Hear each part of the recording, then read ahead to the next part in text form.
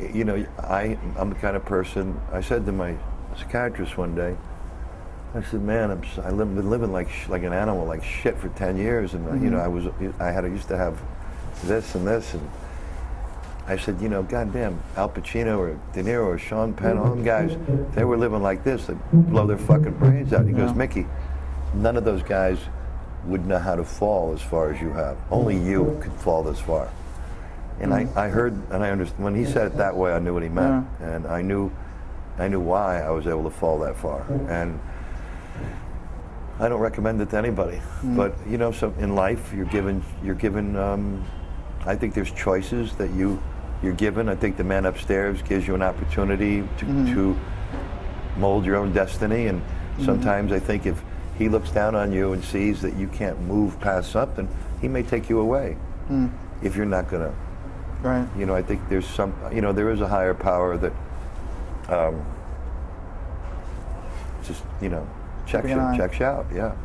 In the picture itself, one of the things, seeing it a second time last night, that was striking was how much, and I hadn't noticed it so much the first time because it was such an extravaganza in Toronto, was the parallel of Marissa's character and your character. There's so much going through the same thing. Yeah.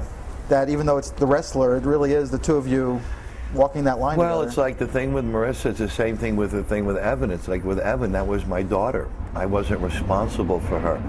I was too busy off running around with the boys, doing blow and screwing strippers, and I wasn't accountable for my daughter. I'm responsible, and so she turns out to be this freaky lesbian daughter I'm trying to connect with, and like, you know, I'm trying to repair something that I can't repair because I let her down, you know. And she wants it so badly. And she wants it so badly, and you know, it's like the night that I go off and I'm supposed to see her the next day, and as much as I want her back because I sense that I'm leaving, you know, I'm leaving this place, and I just want, I don't want to be alone, you know. That's like a line in the movie. So is the movie a tragedy ultimately? That it's left up to the audience's imagination. I think if it could have the happiest ending, it could be that he does go. Because he's living in a state of shame, which I know a lot about. He's living in a state of disgrace. It's better to have been like a nobody than to have been a somebody and then be a nobody again. Though he has, it seems like you've had that glimmer of a support system perhaps ready there for him, and then there's none. No, Doesn't matter to him. He had his day.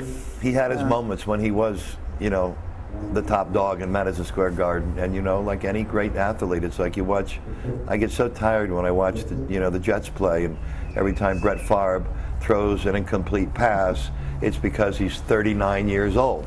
What about if the lineman didn't do his blocking assignment right? That's not his fault because he's 39, because 39 these days ain't like 39 20 years ago, you know? Or, oh, well, he doesn't have the velocity on some guy hasn't ever thrown a football saying, oh, he doesn't have the same. I mean, most of the commentators are pretty good these days, but the way they put age in a, you know. Well, it's the story that they wanted, you know. But that's why this story is universal, because a soccer player in the south of France or Italy or Norway can identify with that, you know. Fighters go through it and they go, one more fight. I went through it. I begged after I failed my neurological, one more fight, please.